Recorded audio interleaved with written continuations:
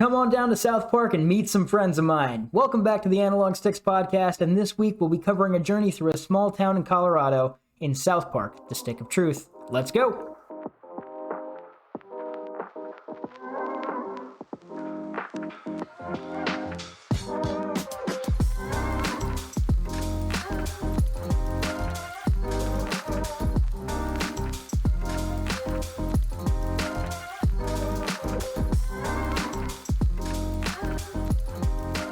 All right, welcome on into episode 3 of the Analog Sticks podcast. If you are a returning listener, thank you for listening to one of the other episodes and then coming back. Really appreciate that.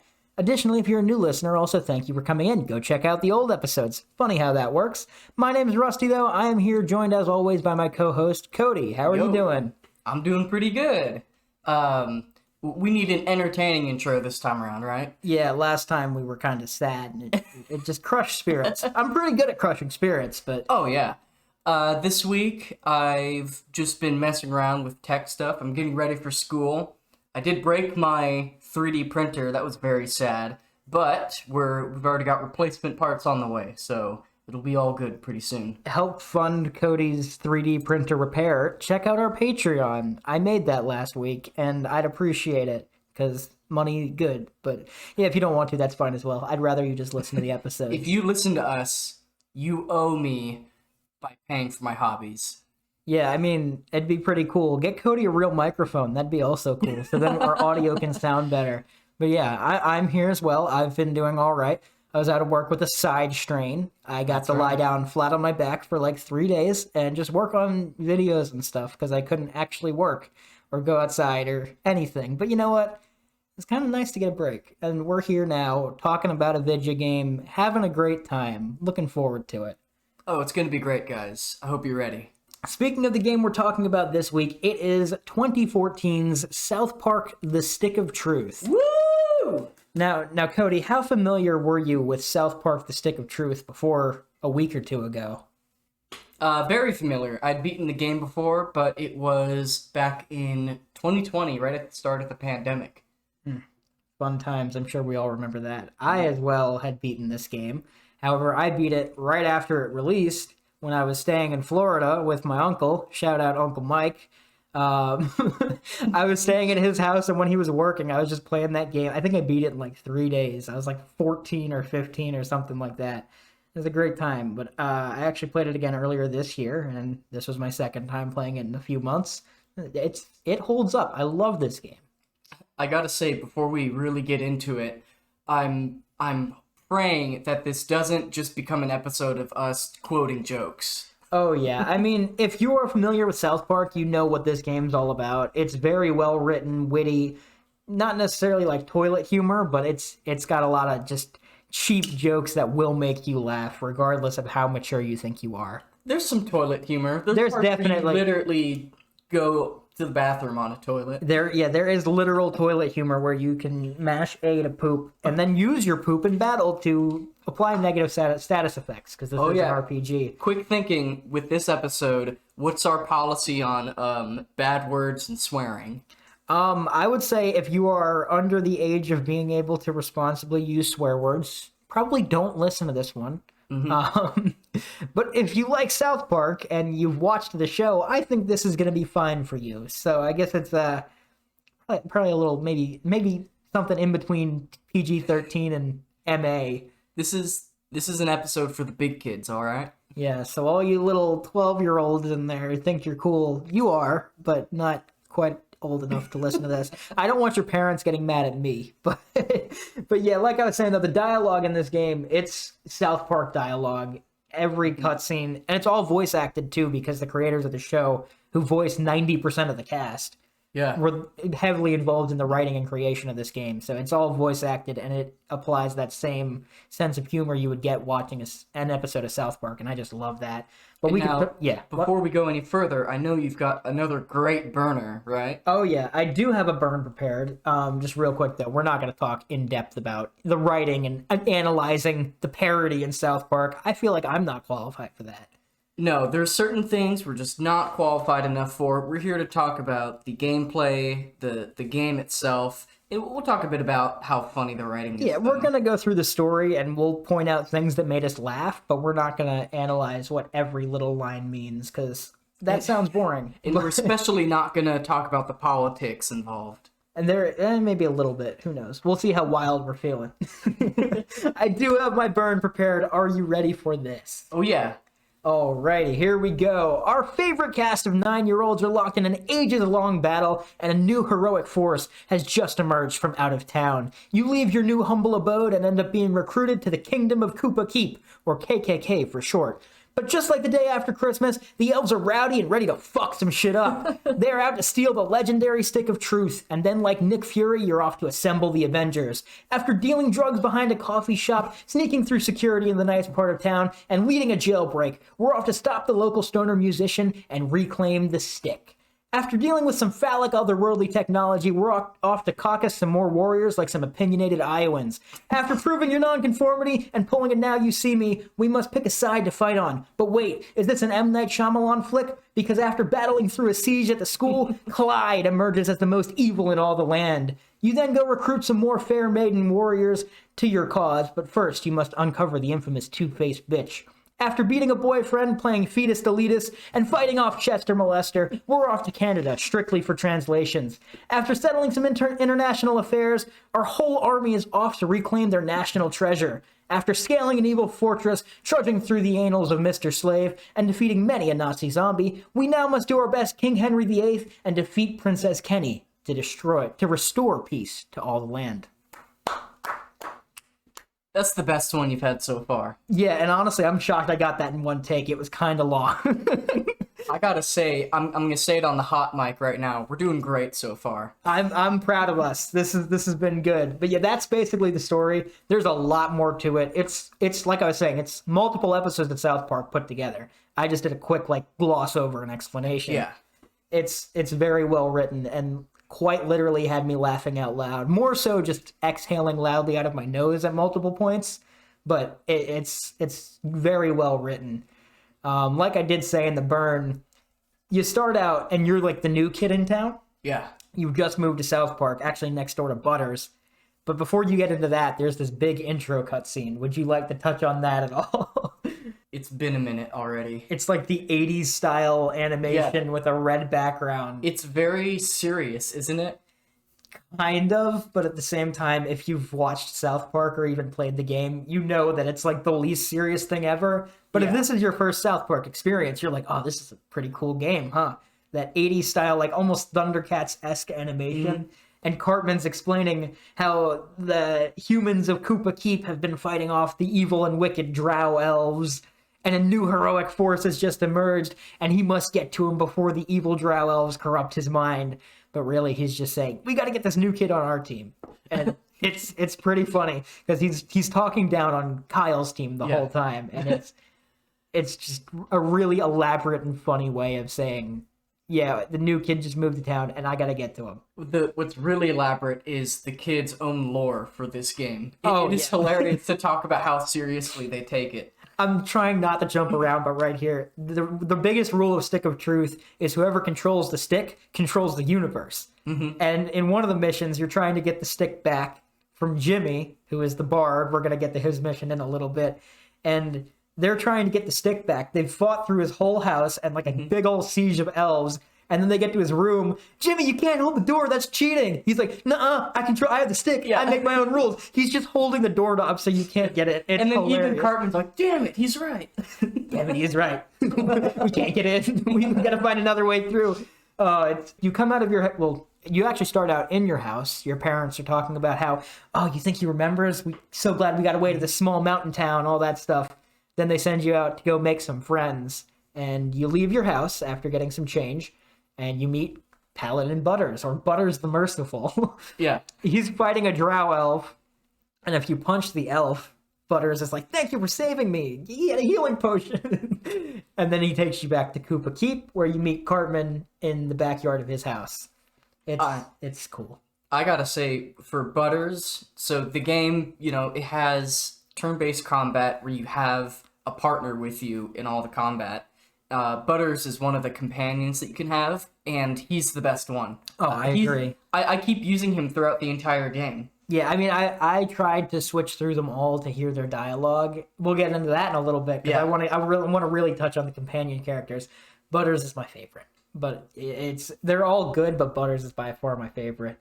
When you do get to Koopa Keep, you get to pick a class, because again, it's an RPG. There is Fighter, Mage, Thief, and Jew. Yeah. And like you scroll over them all, and Cartman tells you like a little one-sentence blurb. And when you scroll over Jew, he's like, I guess we never really can be friends, huh? Yeah. But then if you pick anything else, like no matter what you pick, you go into a combat tutorial, you get your weapons, all that stuff. Is it, I'm forgetting if this is only the second game or if this one does it too. If you make yourself black, the game goes into hard mode. Difficulty is skin color, and that's only in the sequel, The Fractured But Whole. And this game, you just pick a difficulty level, and you can make your skin tone whatever you want. But yeah, in the newer one, if you're pale, it's easy, but if you're like, the darker your skin gets, the more difficult you're set to. Yeah. So it's very well written. I love it.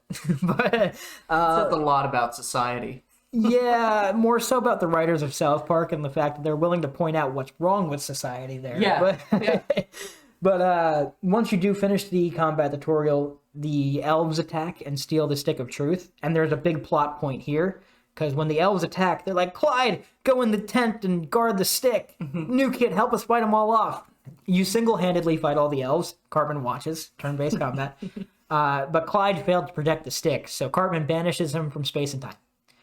And as you should. Yeah, I mean, naturally, he lost the stick, the most valuable relic in the world. After that, so Clyde's gone, and now Cartman sends you to recruit his best warriors so that you can reclaim the stick. And this is where you get on your first mission. You go out to recruit Tweak, Craig, and Tolkien. Tolkien, not Token. Yeah, if you what's the whole thing? You racist piece of shit. Yeah. Yeah, if you think his name is Token, there's something wrong with you, and you're the problem here. That's the newest season, so if you haven't seen that yet, go check it out. So I haven't kept up with South Park. I got so confused at that when I was trying to look anything up online. Yeah, because even like the wikis and stuff, they all changed it too, from Token to Tolkien, like J.R.R. Tolkien. Yeah. But in-game, he's still Token. Yeah, because this game came out in 2014, and that was 2022, actually. That was this year that episode released. But, you go to recruit them, and they each have their own little side mission you have to do. When going to recruit Tweak, he's in the back of his parents' coffee shop, Tweak Bros Coffee, brewed locally with local ingredients for the local man. And he's like, I gotta finish all these chores, but I also gotta go pick up the delivery from beside Kenny's house. Go help me. So basically, you go to pick up the ingredient from Kenny's house. You go knock on the door at Kenny's house. His mother's like, "Oh, that's the renters next door in the garage. They'll have it." You go in the next door garage. It's a meth lab. You're basically picking up meth. But then you go and you bring that back to Tweak, and he's good to go. Yeah. Can I tell you a little personal story? Go for it. That's related. I used to live in Colorado for a bit. I was in Aurora. I literally had a neighbor who was kind of like those renters in that part of the mission. My neighbor, at some point, he ended up having a drug problem, and people kept coming over, and the house literally became a drug den. And at some point, it got busted. The cops flooded our neighborhood. They cleared out the house. People got arrested. There were tons of drama, a bunch of stuff was happening, and eventually the whole house was just covered up in crime scene tape for a good 2 months.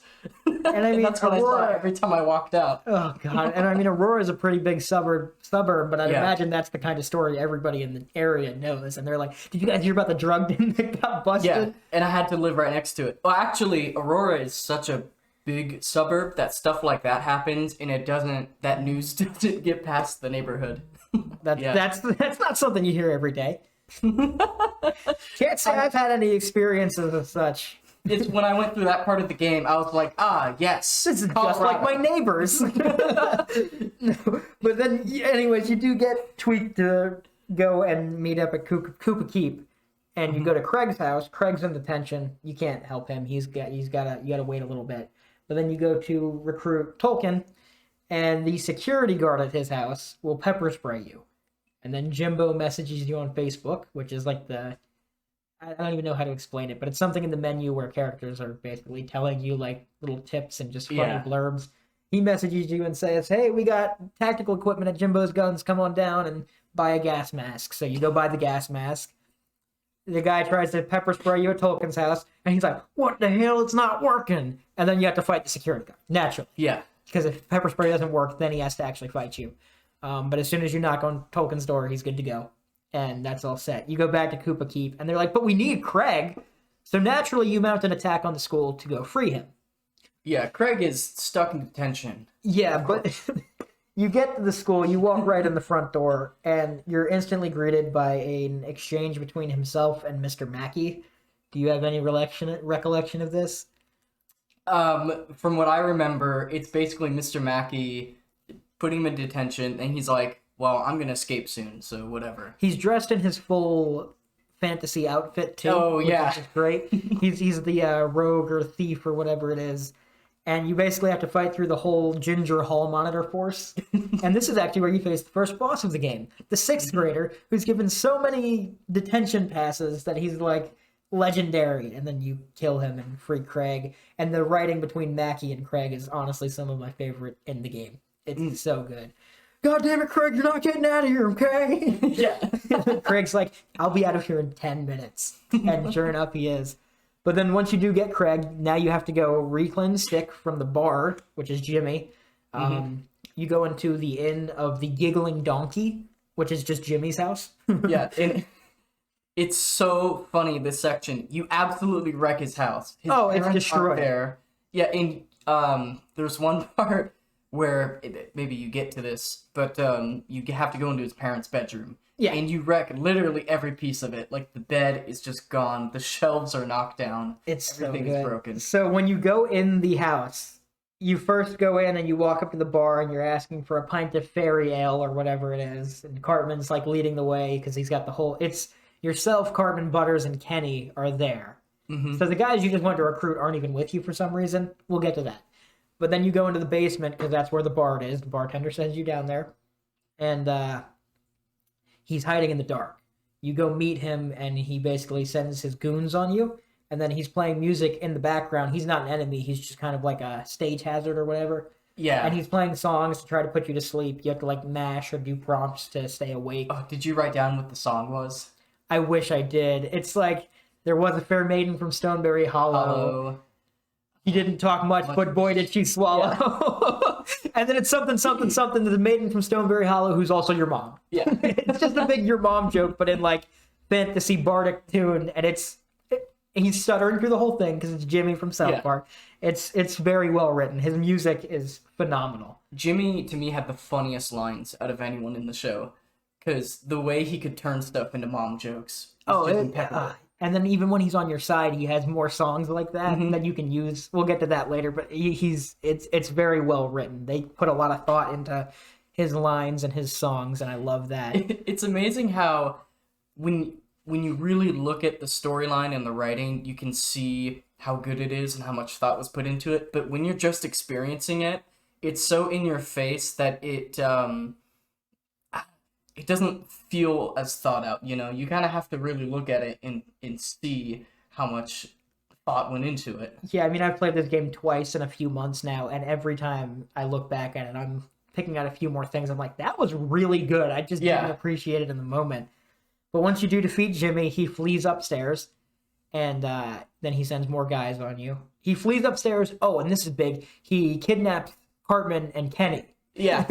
And then he sends more guys into the basement. Craig comes at the basement window. You can free him. We'll get to this in the combat section when we want to talk about all that. But he helps you defeat those enemies, and then you go upstairs. And Cartman has gotten the shit kicked out of him. He's putting ketchup on his face and everything to make it more dramatic in the cutscene. But he's like, oh, you guys saved me, all that stuff. Go make sure Princess Kenny's okay. They're raping Princess Kenny, because Kenny's Princess Kenny. You go upstairs, and Kenny's just tied up on the bed. Yeah, and there's a guy just jumping on the bed. So when you're right outside the bedroom, all you hear is... Yeah, you hear the stereotypical, oh, they're doing it in there kind of thing. Oh, but also, if you don't go straight for the door, if you just, like, wander around a bit and pick up items or whatever, your partner will just keep reminding you, like, Kenny's probably being raped right now. Kenny's probably not doing so good. They do that throughout the whole thing. Like, this is it's a pretty large world, I'd say. Not like massive or expansive, but it's enough to where you can have a good time just kind of running around and exploring. There's stuff around every corner. But once you go there, usually that's kind of about it. But if you're just exploring, your companion's like, hey, douchebag, I think we should get back to the quest. I don't know if we ever mentioned, no matter what you set your name as, they'll just call you douchebag. Yeah, no matter what. If anything you do, they're going to call you douchebag.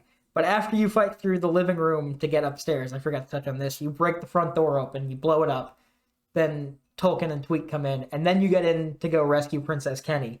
You would just go straight for Jimmy, but he's holding the doorknob, like we said earlier. Yeah. So you have to go in there, you knock down a shelf to use to get up onto the dresser, and then use a wire from a light fixture to swing down and knock out the guy who's jumping on the bed and save Princess Kenny.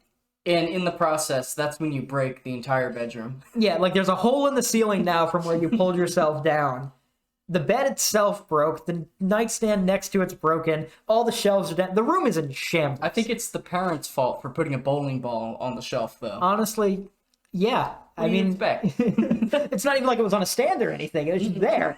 But you go through the attic, and then you drop into Jimmy's room, and you engage in the fight with the bard. It's a lot of the same kinds of songs. It's a tough boss fight, but you can move on from there. And then after that, you go home, and you go back to Cartman's house, and it's like, oh, we got the stick back. But Cartman's mom's like, it's late. Everybody go to bed. Everybody go to bed. Yep. So you go home and go to bed. And, you're in a small mountain town in Colorado, so you get abducted by aliens and probed anally on their spaceship. This actually happens in Colorado. Yeah. Everything that happens in this game is what it's like to live there. Cody was just a little 14-year-old boy then, and he remembers the anal probing fondly.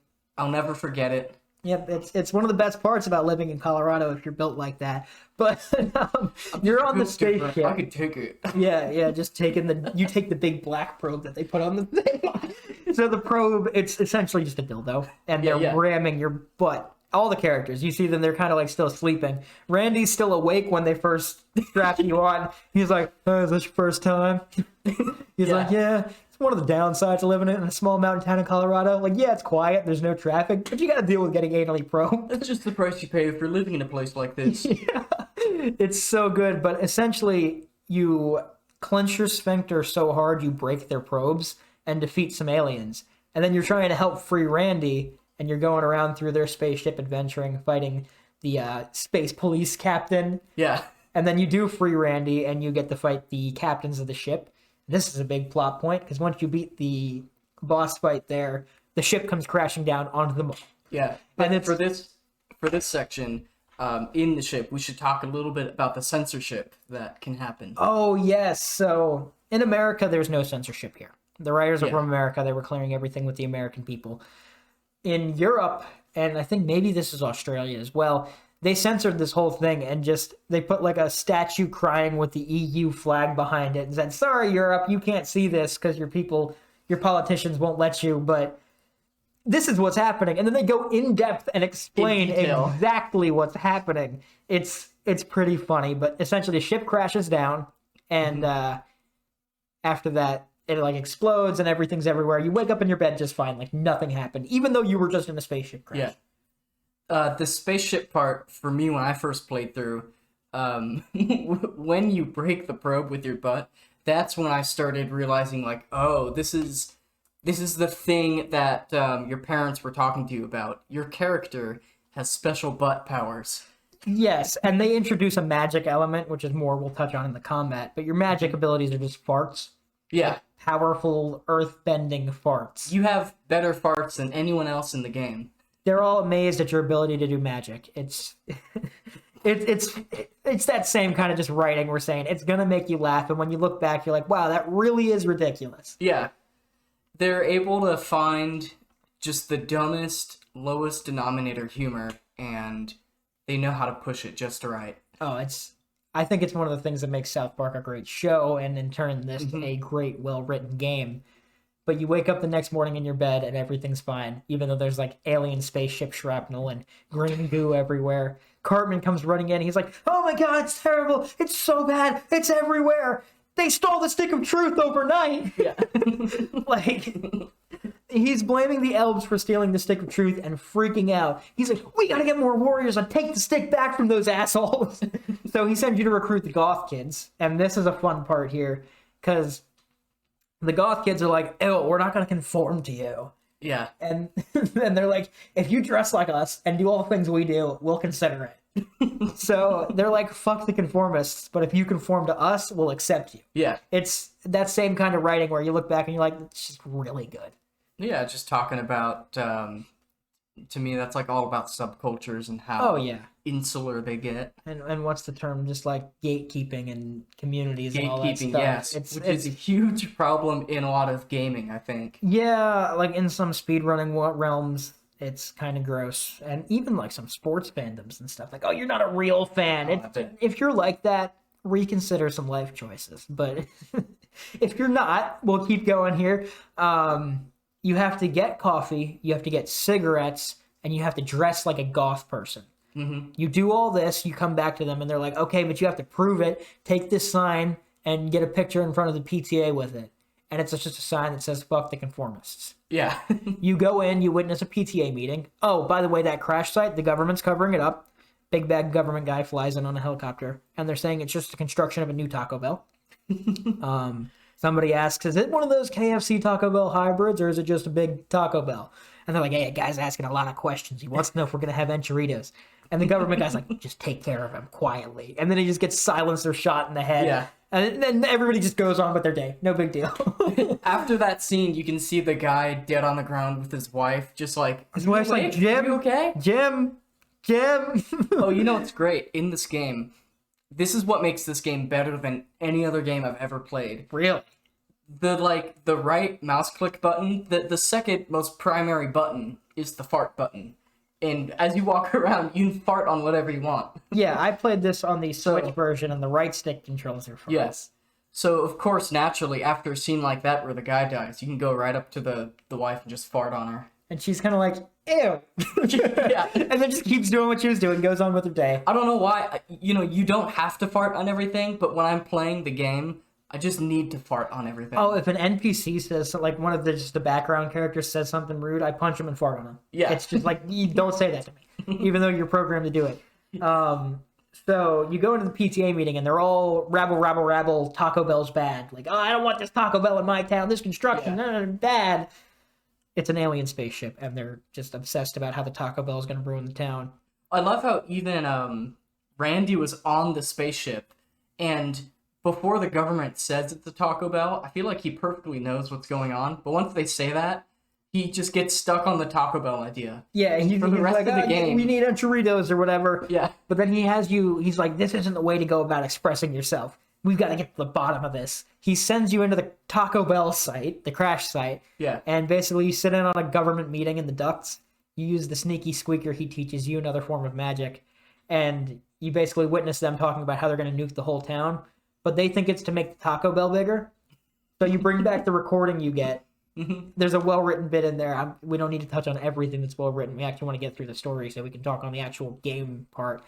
But you bring back the recording, and they're like, oh my god, the Taco Bell is going to be huge. They take your picture with the sign for you because you helped them. Go back to the goth kids. Like, one last test. You have to dance for us. And it's just like a rhythm game. You press the button as it gets to the top. There are so many parts of the game where there's like 1-off or 2-off game mechanics that just appear out of nowhere. Yeah, it's like the dancing for the goth kids. Yeah. Happens one time.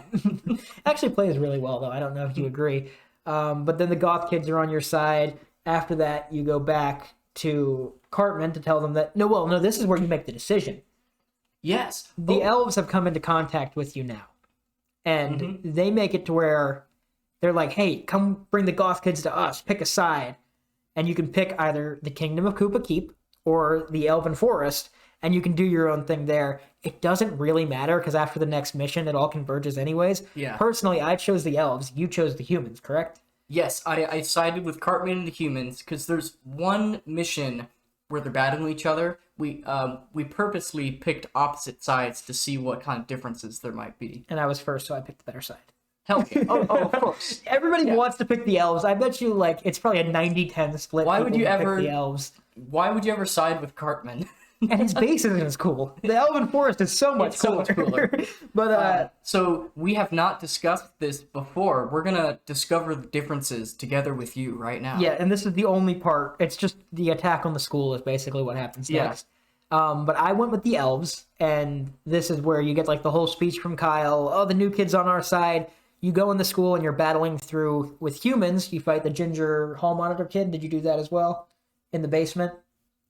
Ginger hall monitor kid in the basement. The Nazi ginger hall monitor in the basement. Oh yeah, that's like halfway through the school, yeah. right? And then Yeah. you're getting up the whole time that you're going through this siege. on No, this wait, school- wait. Yes. You just casually brought up Nazi zombies. Oh yeah. I feel like that's kind of a big part of it. Yeah. So this was around the time of Call of Duty when they're like, oh, Nazi zombies are everything, and they're just every game coming out from 2012 to 14 had Nazi zombies in it. I feel like this was also right after the peak of everything zombies. Everyone was obsessed with zombies at that time.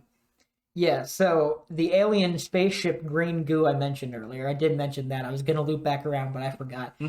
If you touch it, you turn into a Nazi zombie. You're still yourself, but now your face is all like bluish green, and you're wearing a Nazi armband and like a badge, and you're doing like they have snippets of old German audio.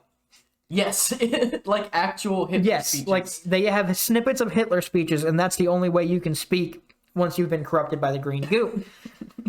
In the school, there is some of this green goo. You have to fight off some Nazi zombie ginger kids and whatnot. And the whole time you're doing this, Cartman's on the intercom like, new kid, this is going to be so cool when you betray Kyle, and we high-five at the end, and he's like, new kid, I know you're just betraying Kyle, but stop killing my guys. And he still thinks you're on his side, but there's like a benefit of a doubt. And you battle through the whole way at the end, and then you meet up with Cartman and Kyle, and they're like, whose side are you actually on? And then you get to pick. Yeah. On the human side, is it the same thing, just humans? Yes, I'll describe what happens when you side with Cartman. You go in through the cafeteria with the goth kids. Is that the same with Kyle? Yeah, you go in the side. The goth kids took out everybody in that little side area. Yeah, so you get to go in. So when I went in, the whole thing was decorated with elf decorations. It was like elves rule, humans suck. There were tree cutouts everywhere. I had the same thing vice versa. It was all the human structures, elves. Okay. Yeah. So that's what I was really curious about is... So the path must be the exact same. It is just a texture swap. Okay, and like probably some audio as well, I'd imagine. Yeah, so for me, instead of Cartman on the intercom, it's Kyle, and he just keeps saying like, Cartman is a dumbass, like don't listen to him. Trying Are to you really convince being you to tricked by switch. him? Yeah. Yeah. At the end, you get to pick a side again. I still picked on Kyle's side. Then you get to fight Cartman. He's the boss at this level. Mm-hmm. I imagine fought you Kyle. fought Kyle. Yeah, okay. So it really is just a pure swap. No, but after that, then they check Cartman's desk, but they're flat top desks. There was nowhere for him to hide his stick. Well, in your case, it was Kyle's desk, I'd imagine.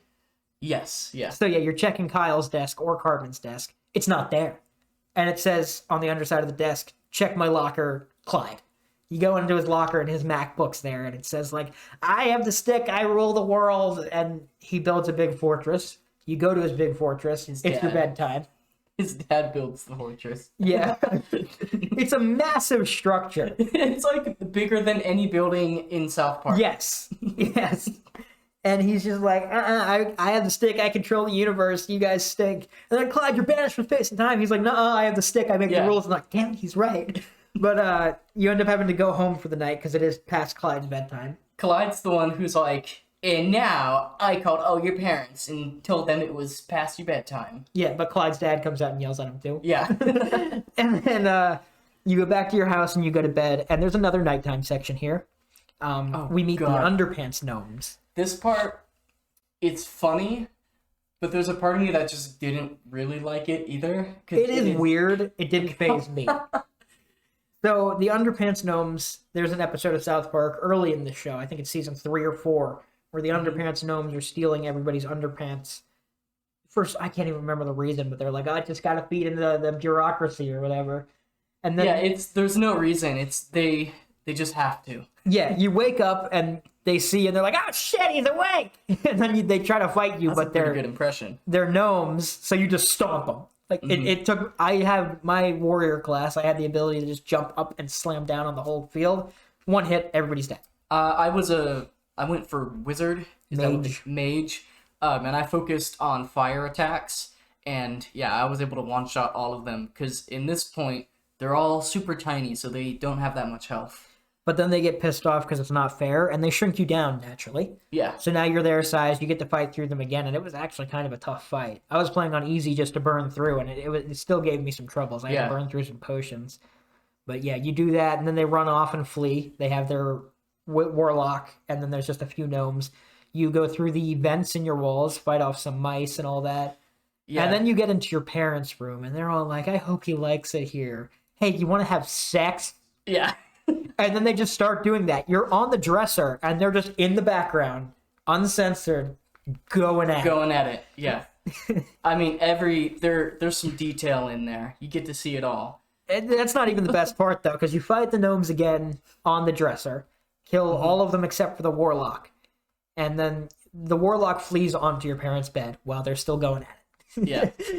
And so the battle happens on the bed, right under your mom. The whole time, there's just a tit flopping at the top of the screen back and forth. And then there's some parts where you have to dodge. A quick time event where you have to dodge your dad's nuts. Yeah. And it's just a hairy, far too detailed nutsack flying down, and you have to do like a backflip to narrowly avoid it.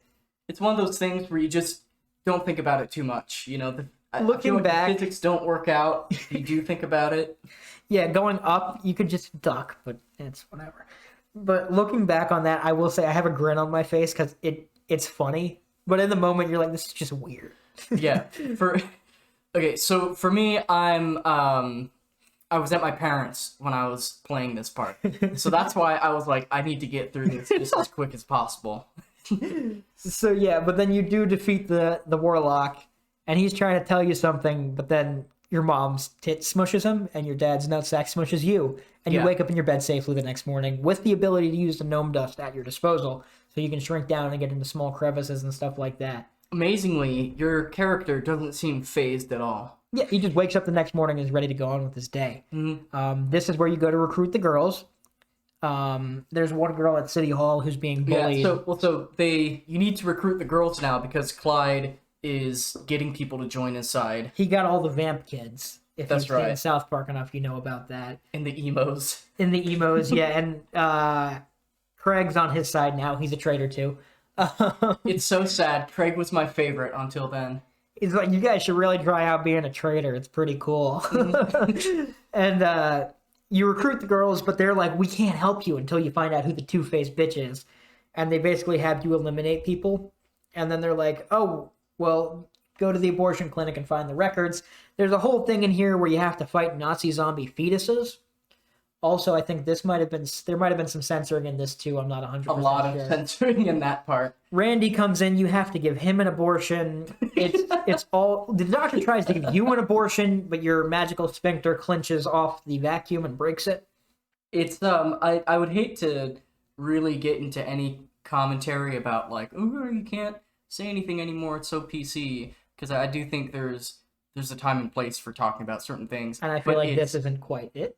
Well, to me, it is amazing that I don't know if I've ever encountered any other media that talks about abortion so brazenly and openly. That part I kind of respect. They make you do an abortion. Yeah. And it's, I mean, there's no skirting around it. They're not talking about it by not talking about it. They, when it comes to their satire, they're showing it to you. Yeah, they're not scared. And they're kind of like exaggerating the qualities of it in a way that makes it more consumable. Yes, yeah. And at the end, the government guys come in because the Nazi zombies are outbreaking, and you have to fight Khloe Kardashian's aborted fetus, and it's like as big as like a whole room. They're like, the area is secure. And the Dr. Poon Lover, I will say, the abortion doctor is Dr. Poon Lover. He got shot a bunch of times because they were suspicious of him. He's like, it's not secure. It's not secure. Khloe Kardashian came in earlier today. And then they're all like, well, what do you mean? And then the giant fetus breaks in and kills them all. She had the biggest abortion I've ever seen. You kill the fetus, you get the records, but they're in French. So naturally, the girls have you go to Canada to get them translated. Oh, of course. There's only one place in this entire continent where, you can translate French. Yes, and it's Montreal. So yeah, you go into Canada, and it's a big 2D section, almost like Zelda 2. I thought it was actually pretty neat. It could have been more fleshed out, but for what they were going for, I think it's very well done. It's all pixelated. Yeah, and it's got like chip tunes as well, and all the 2D sprites. You have to exchange your money to buy anything. You have to exchange to Canadian dollars in Ottawa. I tried to buy something before I realized you had to do that, and the shopkeeper in Canada was like, "What's this green stuff? Ew." Yeah, Canada is basically a whole big drama section. I absolutely love it. You go to Ottawa, the prince says, I can't speak French. Go to Earl of Winnipeg. Earl of Winnipeg says, I'm overrun by dire bears. Kill the dire bears and I'll help you. You kill the dire bears. He's like, I don't speak French. Tell the prince to go free the minister of Montreal. He's like, I'm not going to free the minister of Montreal until you go kill the Bishop of Banff. If you try to kill the Bishop of Banff, he's like, here, spare me. The prince wanted a trophy, so naturally that's his testicles. Yeah, the he's like, Bishop of bring Banff back is like, the bishop's testicle, and I'll free the minister. The bishop is like, no, don't take my balls, don't kill me. Here, take these dire pig balls I just have in my pocket instead. So I spared him. There's no reason not to. It doesn't make a difference. I'd imagine if you kill him, you get his balls, and then you bring them back to the prince. If you spare him, he'll friend you on Facebook, which is good. Yes, and you can't get the achievement on PlayStation or Xbox if you do kill him. So that's just one little thing there. But you bring the balls back, and the prince is like, ha, thanks for doing that, but I'm not going to release the minister of Montreal. And he runs off laughing at you.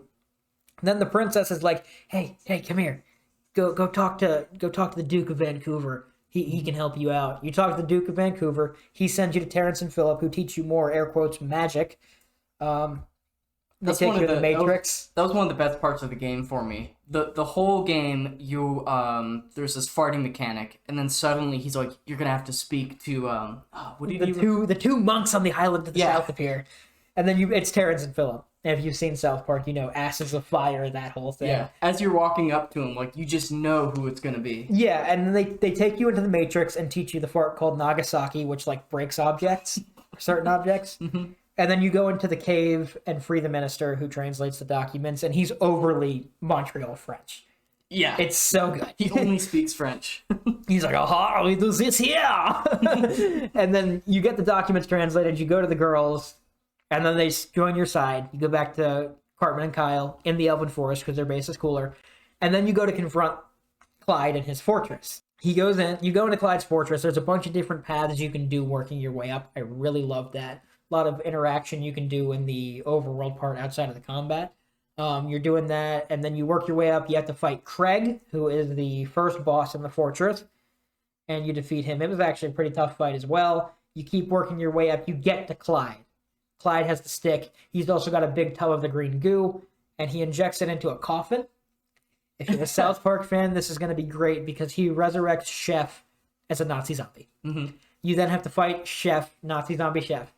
And it's a pretty tough fight as well. But the attacks are hilarious. He throws his chocolate salty balls at you. All that fun stuff. Yeah. He has these moments of lucidity in the fight. Children, I'm back. Yeah.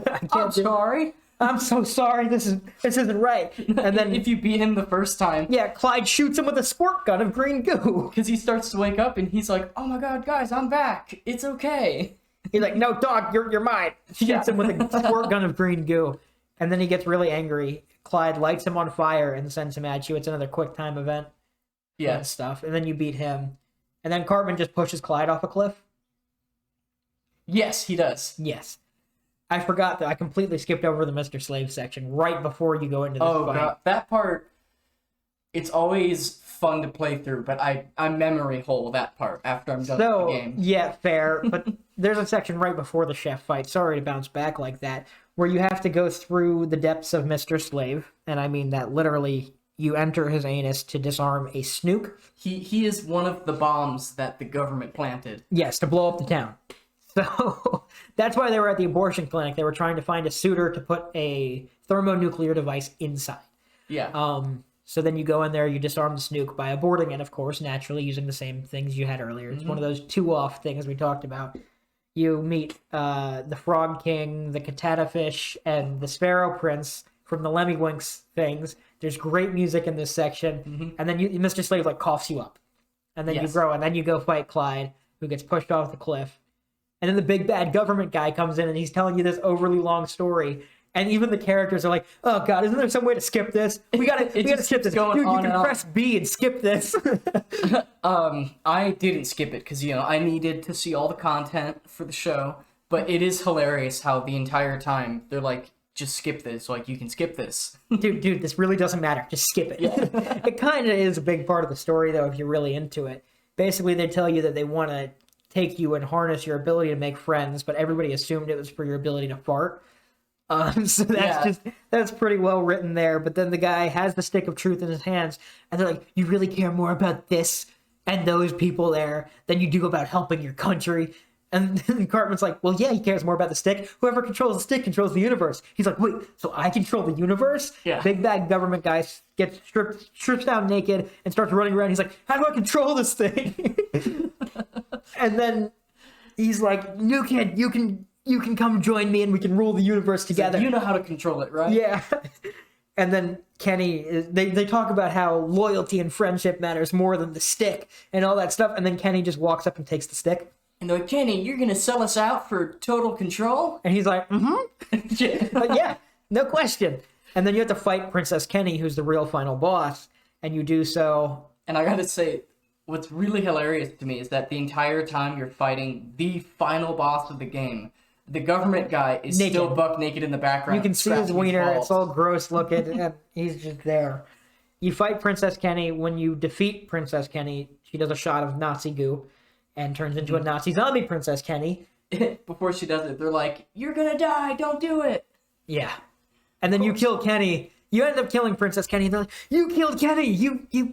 Oh, yeah, that was kind of needed." Yeah. Basically, the whole thing is this is a big fight. You go through all the companion characters if you're not quick enough. Like, there's a thing where Butters has to step in and block a big attack, and then Kyle has to do something, and then Jimmy has to do something, and so on. But it ends, and they're like, "We can't defeat him. New kid, you must break the oath." And at the beginning of the game, when you're first learning magic, Cartman makes you swear an oath to never fart on a man's balls. Yeah. You have to fart on Princess Kenny's balls. You do so, and there's just a big flash of light, and everything's back to normal. And then... a huge reset from the power of your fart on his balls. Yes, precisely. And then it cuts to Stark's Pond. They throw the stick in, ask you what you want to do next. And naturally, you tell them, "Screw you guys, I'm going home." It's the only time you talk in the whole game. Yep, that's it. They really set up, they're like, "Are you finally going to say something now that our adventure is done," or whatever? So that would normally be 3/4 of this episode, and we just talked about the story. We still have a lot of stuff I really, really want to touch on, because this game is actually really well made. It's not just another episode of South Park. That's something I really wanted to touch on and emphasize. The fact that for a game based on TV media, it is surprisingly good. Most movie video games or TV video games... anything licensed like that. Yeah, licensed stuff is usually just a cheap cash grab, done quick as possible, low quality. This game, though, is, like, it's actually a good game by itself. 100%. It definitely leans on the South Park medium quite a bit. Definitely. But it enhances the game more than making it the only part of the game, yeah, which is really good. Honestly, it's a pretty easy game. Especially when you play it on easy. If you put it on hard, obviously the combat gets a bit more challenging, but there's never really any big puzzling areas. It's more kind of what you're saying. A lot of it is the story. It's like a South Park movie, except you get to interact with it. I mean, if you like a game for the story, you're going to like this game. If you like South Park and you like story, you're going to love this game. The turn-based combat is decent, so even if you're not as into the story, the gameplay itself is still fun despite being 100%. simple. It reminds me a lot of like Paper Mario or the Mario and Luigi games, where it's kind of like turn-based combat, but if you press A or spin your stick at the right time, you do a better attack, and there's like different things you have to do different abilities and all that stuff, like hold the button and let go of it at this time, press it when it flashes, all that stuff. It's really enjoyable and well designed, but it, like we're saying, it's still an RPG. You have your health, your power points, and your mana, and they make it clear the power points are called PP. And every time in the beginning they bring it up, people start laughing, and Cartman's like, "What? You better come up with something better." Yeah, he's like, "I'm the king, and I say it's PP." Yeah. Respect my authority. The mana controls your magic farts you can use in battle. Honestly, I never used them in combat at all. I don't know if you used them. used it. You were a mage, so maybe. Yeah, so I was a mage, so I would use it sometimes. Not that often. It's only if because I was playing easy, you know, I didn't have to think too hard about what moves I was doing. So if I knew I'm good, I would do the fart powers just because it was funny. Yeah, I used them the last time I played, and unfortunately, I could never really get the hang of it. I did this time on the tutorials. I'm like, oh, this is really so much easier than I'm making it out to be. You know what's weird to me is that when you learn different fart powers, there's a certain mechanic to learning it, and it's totally different than when you're in combat and just using it. Or even in the overworld, for instance. Yeah. It's honestly, I think that's one of the flaws there is the way they explain the farts. But I mean, they still function well. Yeah. Additionally, you get potions like you would in any other RPG. They boost any of your health, magic, or power points, PP. Yeah. And they're all like nods to stuff from the show. So you've got like cheesy poop, snacky cakes, weight gain 4,000, cream fraiche, all that fun stuff. And the mana potions are stuff that gives you gas. Oh, it's like Chipotle. Yeah. I love it. It's so well written. I gotta say, so Chipotle, if I'm remembering right, started out in Colorado. It's better than anywhere else in the country. If you're in Colorado, Chipotle is worth stopping by, just because it's better there. And this show is brought to you by Chipotle. Go to Chipotle now and try their new black bean bowl or something. Try their rice with cilantro in it. You're gonna love it, unless you're one of those guys who don't like cilantro. Yeah. Shout out to Moe's as well, another sponsor of this program. Welcome to Moe's. Get Moe's and Chipotle. We're really double dipping here, guys. Love Moe's. Not important. But back to the potions there. You can use one item from your inventory every turn and still have your turn, which I thought, honestly, it's kind of broken, but I do like it. I like it. Yeah, I think it's fair. Yeah, I mean, we were playing on easy, though, so it may be I think a little less fair, but... There's a lot of times, I gotta admit, for like half this game, I was just high. So there's a lot of times where I made the game harder on myself because I wouldn't use items. And you blank out and fight. And you're forgetting to hit the button. I was sitting on the couch with my fiance. She's watching a TV show, and there were times I'd get into the TV show and then just fail to block like 5 straight attacks. Yeah. Another thing that's great is if you're sitting in the combat and not doing anything, everybody's like, oh, I could be playing on my phone right now. Hey, are you gonna go? Why are you taking so long? It's good. And there are the 4 magical farts, like I was saying. There's Dragon Shout is the first one. It's just a melee basic fart. You walk up to something and fart on it. Kappa Spell, which is Dragon Shout but ranged. The Sneaky Squeaker, which is really good at distracting, and you can kind of control where it goes, at least in the overworld. And then there's also Nagasaki, which is an earth-trembling fart, really good at breaking things. But again, never fart on anybody's balls, unless it's Princess Kenny to save the world. It's one of those moves, the Nagasaki, purely made to just unlock certain areas on the map. Yeah. It's like Cut in Pokemon. Exactly. There is a blocking mechanic, kind of like the Paper Mario games as well, where when somebody goes to attack you, there's a little reticle underneath your guy. If you press A, when the reticle's there, you block it. Honestly, it's easier just to watch when they're coming at you and press it when they're about to hit you. I always watch for the little thing, but that gets tough when some enemies have really quick attacks and they just come at you right away. Yeah, you have like a couple frames to press the button or you're just going to get hit. But if you block the attacks, it reduces the damage and you don't get hit with the negative status effect, which is awesome. Yeah. Because bleeding and gross out and all that stuff, they're not good. Speaking of status effects, they exist in this game as well. You have bleeding, gross out, on fire, cold, which is just like a slowdown. Every now and then you miss your turn. There's a bunch more. There's stuff like attack up, defense down, defense up. So let me talk to you about how I did the combat as a mage, because I think I found a combo that's kind of broken. I found mine too. So, you did? Yeah, you go first. So you have all those magic spells. I would start with the ice one to bring their defense down, and then I would do the dragon breath, which was just a Roman candle that you fire at them. But with the upgrades I had, everything boosted fire attacks and made their defenses go down even more with the ice attack. And then I had one thing where I think I just upgraded the fire attack enough where it took out their defenses every time you used it. And so I would start with an ice thing against everybody. I would use my fire attacks, and it would only take like 2 or 3 turns to kill everybody, even the bosses. I had stuff like that too. So as a fighter, you get abilities like assault and battery, which is where you just hit a baseball into them, then hit them with the bat a bunch of times. Yeah. Rochambeau, where you do rock paper scissors and kick them in the nuts to stun them. There's a bull rush where you charge into somebody. You put on a helmet and ram yourself into them. And then there's like a stomping ability where you jump up and slam down and hit everybody. There's another one that like does something for status effects. Never used it. But what I would do is in large groups of enemies, like if I had to fight like 5 mice or like the dire bears in Canada, I'd do the stomp and it could wipe everybody out in essentially 1 or 2 turns. Yeah. So I'd do that, and that one used about 20 PP.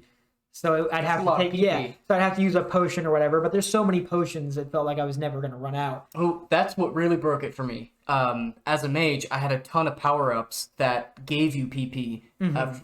It's all like coffee and Red Bull and stuff in the game. Well, no, I wouldn't even use those. I had patches where after every turn, I just automatically got 5 towards or 10 the end of the PP. game, I had that too, where it's like perfect attacks gain 2 PP. You eat food, you gain PP. So, I mean, it's not hard. Mine was, if you deal fire damage, you get PP. So if I used my fire attack, it restored all my PP. You gotta have a full bladder. But, yeah, no, that's all fun. What I would do was, like I was saying, the large groups, I do the stomping thing where you jump down. But in a smaller group, I would take the guy, like, let's say you have 3 enemies, 2 in the back row and 1 in the front row. I would hit the guy who's by himself, stun him with Rochambeau, and when they all see that, they get grossed out and their defense goes down. And then you could just take down the other 2, and he's still stunned for like 3 turns, which is kind of broken. On boss fights, it was really useful unless they were immune to being stunned. But it really wasn't hard to win as a fighter there. But yeah, there's also like the whole class system we're talking about. You get your different abilities for each class, and they're all ridiculous. Yeah. I haven't played as the Jew or the Thief or the Mage, but I'd imagine they're all pretty well written as well.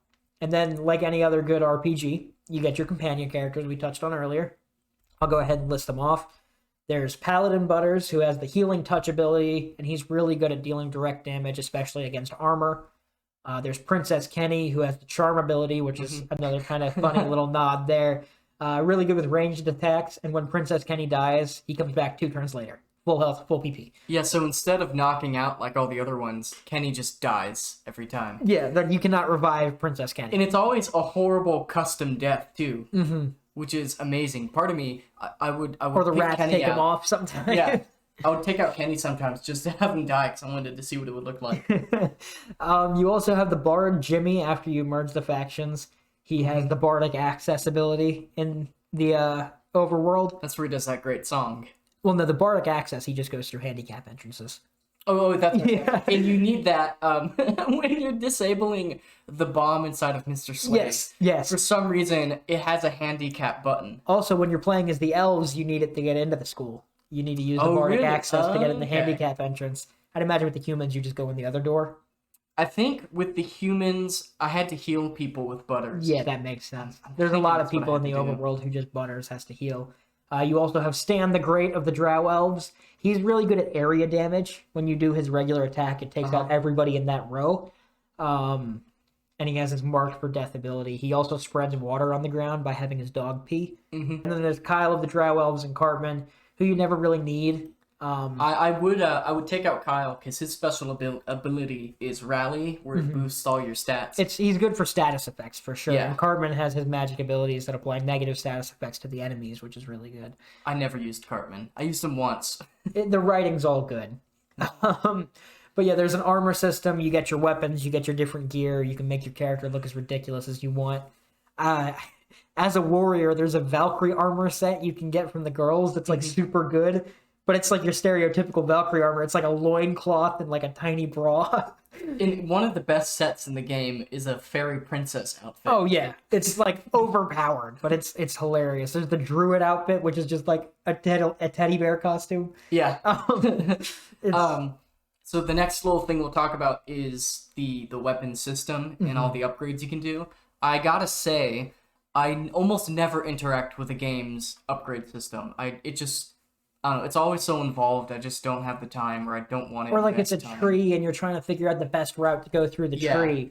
South Park, amazingly, is the only game where I've gone all in on the weapon system, and I feel like it's because it's a little bit simpler than the rest, and it has Very such much a so. yeah. There's a lower mental barrier of entry, and so I feel much more comfortable interacting with it, and then so I get to have all those special little upgrades, which you actually need. Even in easy mode, you need some upgrades. To be It able to get definitely through. helps. So you have your weapons that you find through doing quests or shops or just finding in the overworld, and you can equip them and they work. They have their own special function. They do X damage and they might apply X status effect or whatever. But you can also put a patch or a strap on them. And basically that's just a little thing you have that enhances it just a little bit. Like Yeah. it's like now you apply a frost status effect or a fire status effect, or every time you attack you do X amount more damage. It just makes your weapons more powerful. And the best part about this, I don't know if you found this as well, whenever you use one of these, you can unequip it and equip it on a different weapon. So it's not like you burn through it Yeah. instantly like you would in other games. I really like that.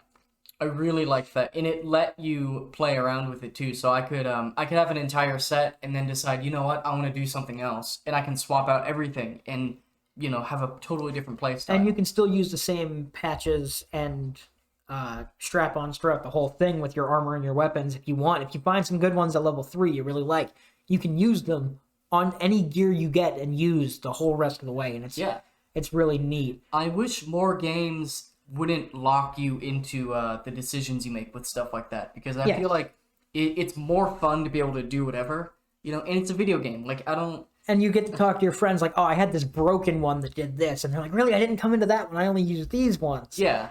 It's a nice talking point there. To me, and maybe it's only my play style, but locking you into whatever decision you make only detracts. It doesn't. I don't know. Like, there's no point in making me think about this. I'm here to relax and have fun. Yeah, I'm becoming an adult. I have less time. I just want to play and have fun. I don't have time to sit for an hour and think about my strategy or whatever. Like when I was 12 years old, I was playing World of Warcraft like religiously. Ooh. Oh my god. I look back and I don't know how I could do that. I put so much time and effort into it, and it's just like, why? Yeah. And it's the same thing. You lock yourself in and you put thousands of hours into these characters, and it's you pick your play style when you first start, and then it's like, yep, now you got to keep upgrading it. And you can change it, but it costs you a bunch of gold or in-game currency. And But hey, if that's what you're into and you're into that kind of play style, more power to you. yeah, but for us, like limited on time and stuff, we're not going to sit there and Yeah. want to make all these decisions. But that's I'd rather just play us. a Zelda game. I don't want to disparage anyone's play style or how they like there's games. a perk. I enjoyed that, but now that I'm looking back on it, I'm like, I put so much time into it. While we're on the armor, I did want to touch on a little Easter egg. There is a Link outfit. Did you stumble into the Wood Elf costume? Yeah. Yeah, there's a Wood Elf outfit. It's pretty much in plain sight throughout the story, but you get like the blonde hair, the green hat, the green floppy hat, and the green tunic and the gloves. And the caption's like, dude, really? You're wearing this? And it's you get to be Link. And the developers have actually talked about it. I think it was Trey Parker, one of the creators of the show, said he loved the whole silent hero thing Zelda does and kind of modeled the new kid after that. And he's like, I just wanted to put a little Easter egg in there. And sure enough, it's pretty cool.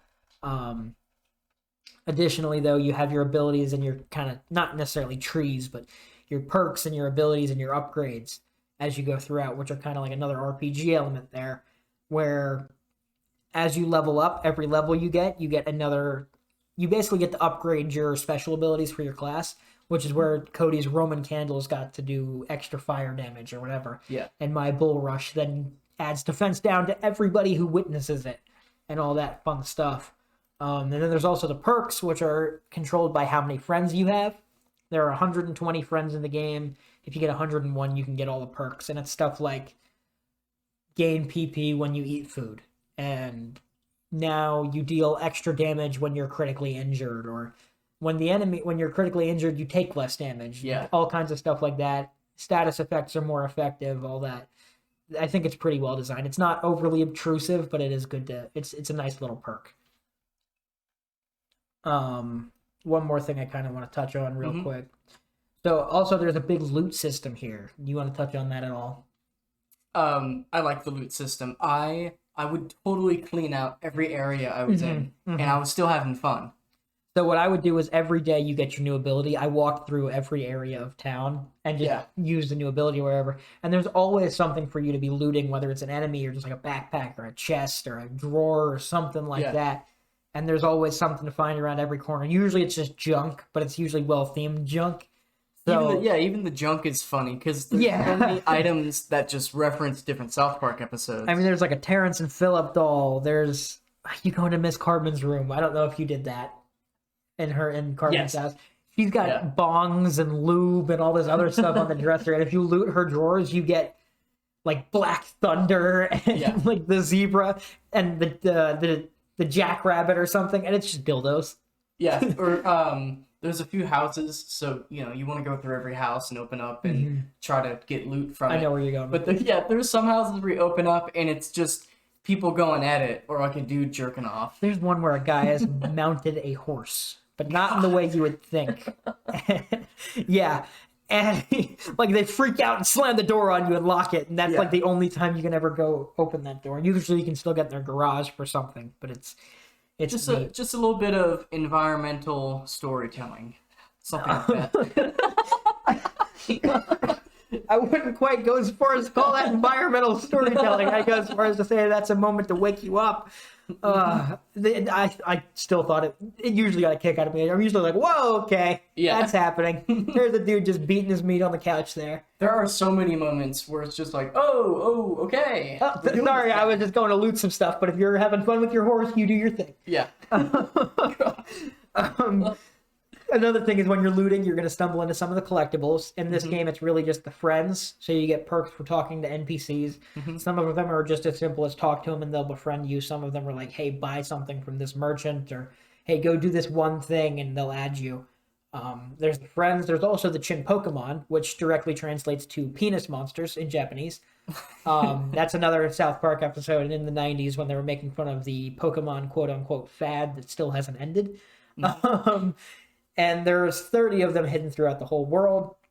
Some of the ones that stand out to me, they're ripping off Pokemon hard here. Yeah. There's stuff like Roid Rat, Monkey, Cosmonute, Velociraptor, and there's so many more. There's Shoe, and it's just a shoe. That's a callback to the episode when they're all getting their Chin Pokemon cards, and they're like, "Hey, Kenny's so poor. The only one he has is Shoe." That's a season 3 episode. I think it's actually might be one of the banned episodes because they have Nazi imagery in the episode. But I watched it before they all got shut down back in like 2016. But it's pretty neat. And if you collect them all, the Gym Pokemon Toy Corporation adds you on Facebook. It's a nice little reward for getting the collectibles there. And then do the people that help you in combat count as collectibles, or do you have that? They count somewhere as else? friends. Okay. I think, and then there is a whole tab where they're shown, but I don't think there's anything for getting them or. I'm talking about the people that help you in combat. Your companions? The once daily. Oh, the summons. The summons. I haven't even touched on summons. Yeah. They're a big part of this. There are like 4 summons, I think. I think so. I know that when you do certain tasks, it's usually, hey, do this quest, and then you get a friend request, and then these characters also become a summon. If you played Final Fantasy, you know exactly what I mean. You can call on them once a day, and they do something where they basically wipe out that whole field. They let you skip a battle. I think I might have missed one of the summons. I can describe 3 pretty well. I know 4. The first one is Jesus. Yes. If you find the priest somewhere in South Park, he'll tell you that you City need Hall. to find Jesus. And so you can literally go and find Jesus. He's like hiding. He's going, tee-hee, you can't find me. Yeah, I actually have a list here. Oh, you do? So Awesome. I was writing a script. Spoilers. Heads up. Keep an eye out for this later this week. I did a ranking of every character you can befriend. And Mr. Mackey, I'm going to read the little blurb I wrote for him. The local Catholic priest is found sitting on a bench near town hall. If you speak to him, he'll tell you that he's worried today's kids just can't find Jesus. He basically then tells you to go back to the church and find Jesus, who's just there laughing and hiding behind the pews. You return to Maxie, who just sends you back to the church again, because kids often find Jesus just to lose him again. And when you go in there, he's not as easily found. He is still hiding, and you can hear him laughing. What you have to do is turn spotlights towards the podium and turn off the light, and then you get like the T-pose statue and shadow, and then you talk to him, and he's like, "You found me again!" now I'll be a daily summon, but I can't be used for bosses because they're scary. Yeah. He gives you the rosary, and that's pretty neat. The other summon is Mr. Slave. You have to deliver a package for him, and Found in the pretty back sure of the it's just post a office. vibrator. It's a vibrating dildo. If you walk in the post office, you see it literally bouncing out of the big mail bucket in the back. Yeah. You can go back there, you grab it, and you can give it Oh to god. Mr. Slave. And when you summon Mr. Slave, it is a spectacle. He takes out one enemy. Takes out one enemy. He runs onto the field, jumps up, throws his pants off, and Impales himself? impales himself. That enemy disappears right up his ass, and then everyone else runs away in fear. Obviously. And when you first get him, he's like, I can only do it once a day, though. I don't want to get a fissure. Yeah. And the other summon is what's his name? The Asian guy who runs Mr. Luke Kim. Yeah. Shitty walk. Shitty walk. The Mongolians have taken over his restaurant, and you have to go defeat the Mongolians for him. And Yes. if you do that, then he just becomes a summon. He's so thankful. He dresses like a samurai warrior and Yeah. just wails on everybody. The animations are pretty good. I'd say it's worth watching. The fourth one, I don't know if you just went deep into the depths of the sewer at all. I don't think it's required ever. I did go down there, but Mr. Hanky. Mr. Hanky. Oh, that's right. That's Yes. right. I got that. I got that after I beat the game. I did that just as a little. Oh, I should do this. Yeah, Mr. Hanky's down there, and if you find his kids who got lost when his wife was too drunk to watch them, he then becomes another summon for you, and it's just a wave of shit, basically. It's pretty good, but yeah, that's all your summons there. The next thing I kind of wanted to touch on was just some general world design stuff. I don't want to go too crazy. You're exploring the town of South Park. All the memorable icons and locations throughout the show are there, but there's a fast travel system that's not necessarily that fast, I would say, because usually some locations are close enough together where you could just run there and it's not too much longer, but it is still useful. Sir Timmy's fast travel. It's really handy if you're just trying to knock out side quests. Yeah, there's 12 locations you can ping back and forth to, and Timmy comes and picks you up on his wheelchair. I told you Canada is all 2D. I really like that. You can avoid the enemies just by walking away from them. When you get into combat, it's still the same turn-based combat, and the cutscenes are still the same up there. And then I wanted to talk about how well-designed Clyde's Fortress is. When you fight Craig as a secondary boss battle, it's so funny. He's like, I only joined because the fortress is cooler, and then everyone in the party's like, oh yeah, that's fair. Yeah, they all understand instantly. But when you first go in, there's 3 paths you can choose. You can break down the front gate and walk right in. You can go around the backside, use the gnome dust, fight some Nazi zombie rats, and then sneak in the back that way. Or you can use your anal probe ability that From lets the you alien teleport. spaceship. Yeah, that lets you teleport up, and you can go in that way as well. There's 3 ways to enter the fortress, and then while you're in it, there's a whole bunch of stuff you can interact with to make the combat sections more easy. Throughout the whole game, that's really something you can do. Yeah, you can knock out enemies in the overworld before they ever approach you for combat, and then you get the XP from it if you knock them out too. It's so nice. I love it. And usually it's not too hard. You just look for 30 seconds, and you're like, okay, shoot down the lantern, cup a spell, blow up the fire, enemy's dead. Yeah. Hey, that light fixture, when this enemy goes underneath it, shoot it down. It's another example of where I love that they could have made things harder. They could have not given you the XP for knocking him out, but it's just fun, and that's what I like in a video game. It feels good to solve the puzzle. Yeah. And I didn't have to fight them because they didn't make me, and that's Yeah. really nice. And even before you fight Craig in Clyde's Fortress, he's lowering the gates to let out the Nazi zombie cows to fight you with. Yeah. And you can take out 2/3 of the cows just by doing stuff in the overworld while he's trying to do the crank. And even the whole time, Craig's like, I should have made this faster. I'm going. And you have time to basically drop them out of the sky.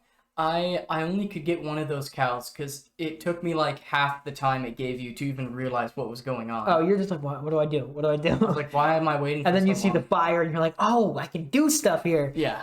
That's pretty good. We did not touch on the alien probe ability. There's so much to talk about in this game, which is weird to me. You wouldn't think there is for a South Park game. Well, yeah, but there's a lot. When you're in the spaceship and you break off the anal probe being used, Yeah. you get a satellite dish that is retractable from your rectum, and you can use it basically whenever there's these little like eye robot looking things, Yeah. and they can basically teleport you behind fences or up ledges and stuff like that. And that's where a lot of collectibles and hidden content is. Yes, that's just more loot normally. There's a lot of stuff like that. It's all pretty neat. And the music, I did want to talk about the music. What are your first thoughts on the music?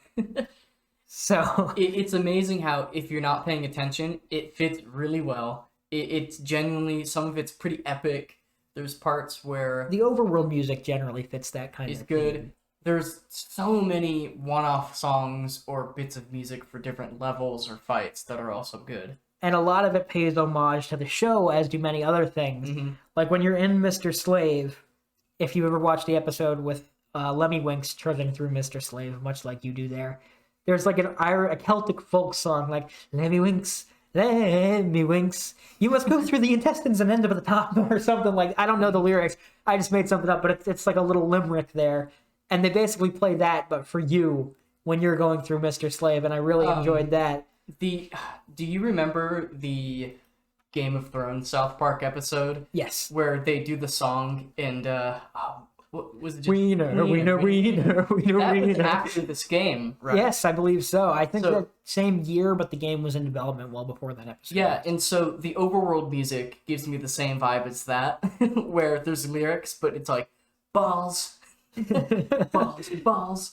Yeah, in the Game of Thrones one, he's like, one wiener next to another wiener. And there's a lot of stuff like that in in the music here that's really good. But there's also just some really good tunes. Like when you're going to the farm, the music at the farm is just good. It's flute music like Yeah. I can't do it justice, of course, but check the Google after this episode, Google South Park Stick of Truth farm music. It's good.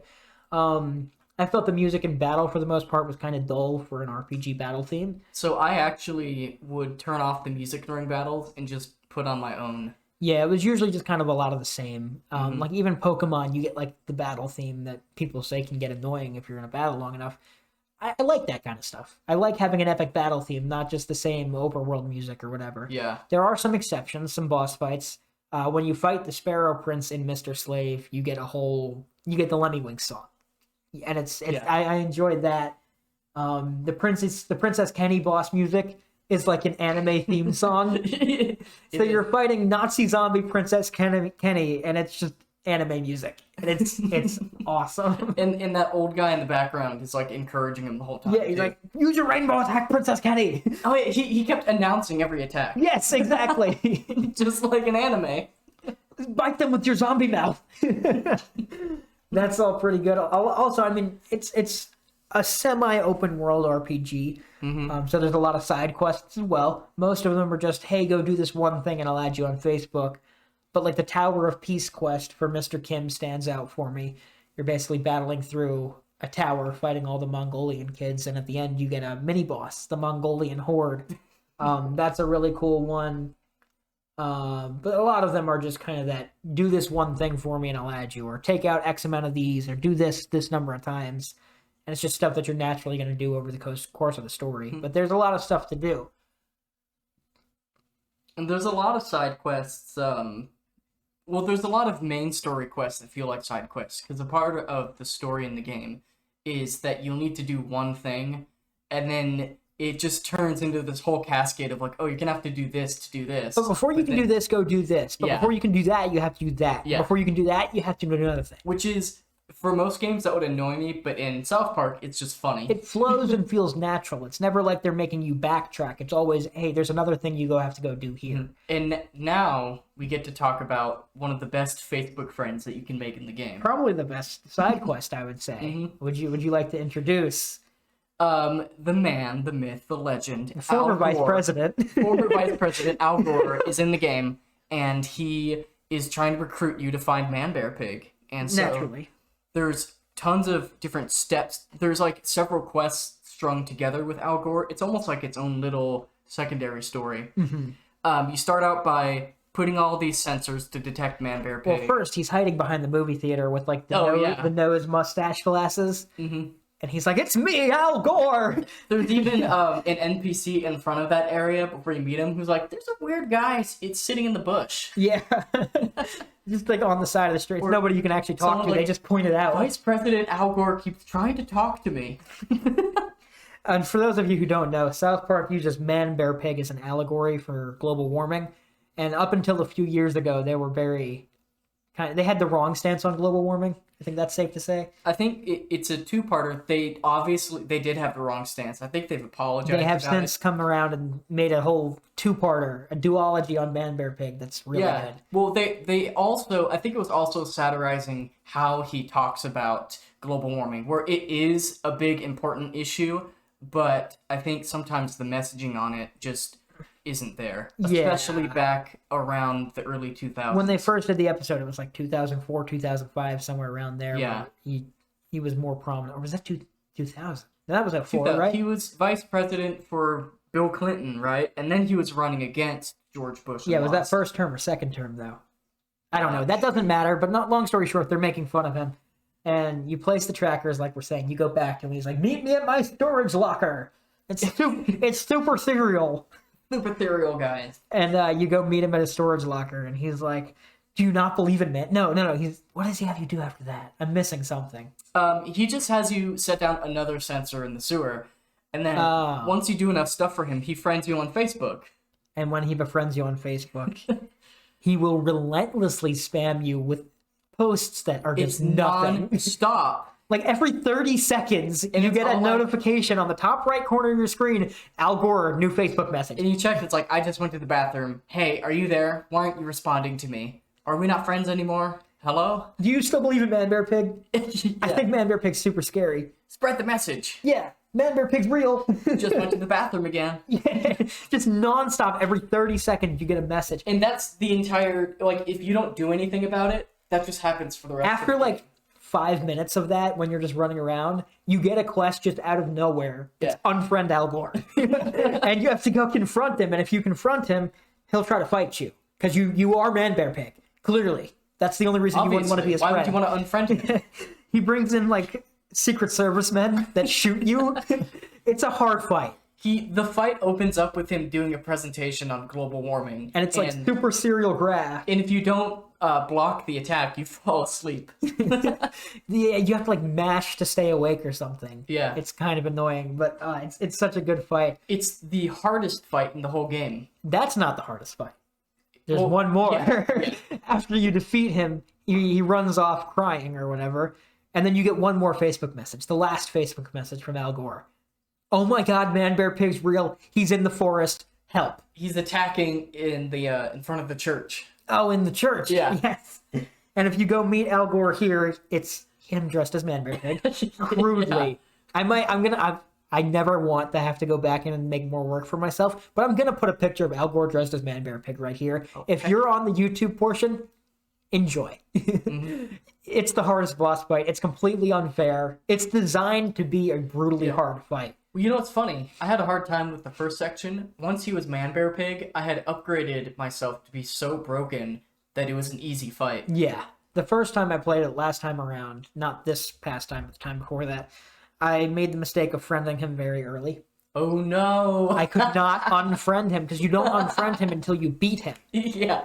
And I like for like the last 2 days of the story, I'm just getting pinged every 30 seconds. But I eventually did. Once I beat the game, I went back and kicked his ass, and it felt good. Like, this is what you get for spamming my Facebook for 2 days. Yeah. But it felt good. I think that's really about all I can get off the top of my head.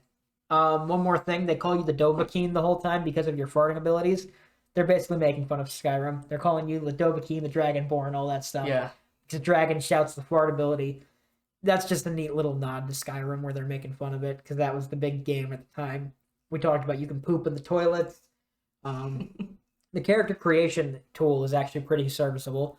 Mm-hmm. You can make a character that you feel represents yourself in the world of South Park. Obviously, you get to be a South Park character. Yeah, it's not going to look perfectly like you, but when does a South Park character ever look perfect? If you show somebody your South Park you, put next to your face, you can make it to where like, oh, cool, you're a South Park character.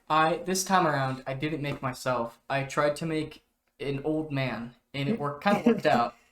Especially as a mage. Later on, I was able to decorate myself to look Put like a big an old mage wizard. beard. Yeah, there's a wizard beard outfit in there, and you get like dyes and all that stuff. You can change the color of your armor and your hair, and you can put facial hair on a 9-year-old. For those of you who don't know, I have like a scruffy little baby beard, and I gave myself the rapper beard in the game, which is just like looks like somebody took a pencil and just shaded along the chin strap. Yeah. But they also give you like the mustache part too. It's funny. I think mine's a little better than that, but I still enjoyed it. It's pretty neat. Anything else you want to touch on before we try to wrap this one up? We did run long.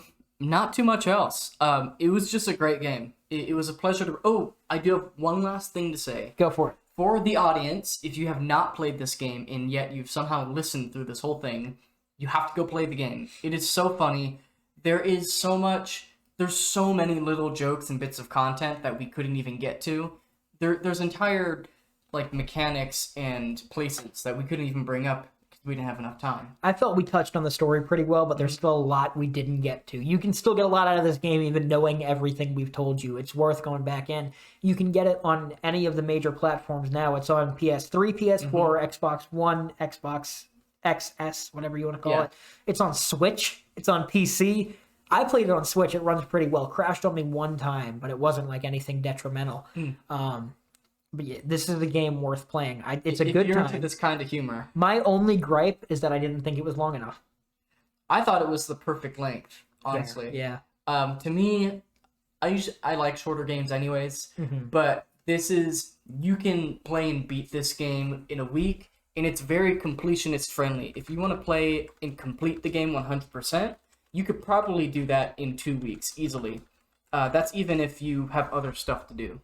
I'm pulling up howlongtobeat.com. It says the main story is 11 hours, completionist is 20. I would doubt that it takes 20 hours to complete this game. I 100%ed it in 14 hours the last time I did a playthrough, and that's collecting every weapon, armor, friend, everything like that. It's a fun game. I like them to have a little more meat on the bones. I wish the story could have been longer, but I think they said they had like 600 pages of writing before this game. Even with how short this game is, it's a dense game. Yes. I don't feel cheaped out when I only play this game for 15 hours. I think a great way to play this game is to just burn through the story and don't worry too much about collectibles and stuff, and then do a second run through trying to 100% it. And there are some collectibles you can miss, so that's something you also got to keep an eye out for. I looked them up before my last playthrough just to know, hey, there's a collectible in this area, don't miss it. Yep. But it's a great game, a great experience, one worth having, definitely. My only thing is I wish it was a little longer. Even if you don't watch South Park, I've watched a lot of it now, but when I first played the game, I hadn't seen much of the show, and it was still funny. One last little bit, in the new season, they did a St. Patrick's Day special, because that's their thing nowadays, and they used Stick of Truth overworld music in the St. Patrick's Day episode. Oh, nice. It's pretty funny. But yeah, I think that's going to wrap this episode of the Analog Sticks podcast up. Thank you for tuning into episode 3. We have socials now. A social. There's a Twitter. At AnalogSticks _ on Twitter, and you can check us out on Patreon. It's linked below. Pretty cheap, but we'd appreciate it. We can get better stuff for our setups and all that and sound better. But yeah, if you guys have listened all the way through, thank you very much. We both appreciate you. Numbers are still looking good. We're hoping to keep this thing growing, and hopefully we'll see you next week on the Analog Sticks podcast.